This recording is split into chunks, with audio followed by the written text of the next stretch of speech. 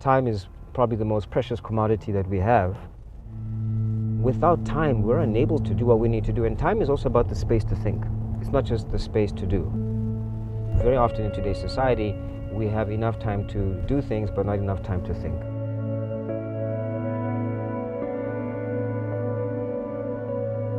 I'm going to give you 3 months off, maybe even 6 months if you need it.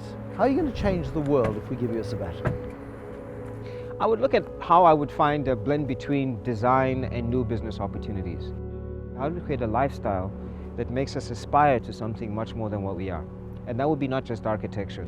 I'd create businesses, because I think entrepreneurial design is much more important than just physical design. Do architects ever have small ideas? Very often. I've designed a spoon just last week.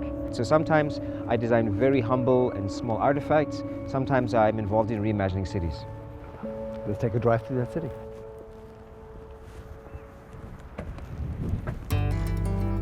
My favorite space is actually the promenade, where on a Sunday you get a whole mishmash of different people interacting, babies, adults, different religions.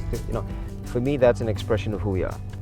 There's actually very little structure to it. It's just an open design. Exactly. And this is the irony, that often people think that architecture is about creating a physical form, but architecture is really about how do you manipulate human beings in space. Sometimes you can get far more done with less building than with more. You didn't design the convention center, but you did design the annex to the convention center. It's been open for a year or so. How do you go about designing something that has got to endure, be functional and pleasing? I mean, you come around the corner and there it is. The first thing is to say that it actually was a collaboration between 3 architectural practices, of which mine was one.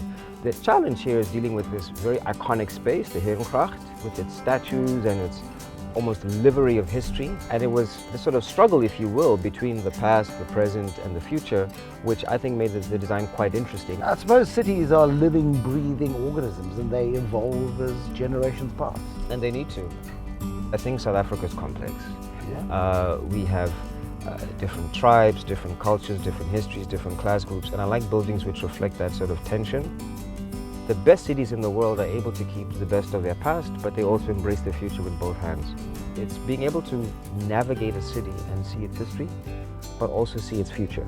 That's critical for me. I would hate for Cape Town to become a museum of the past.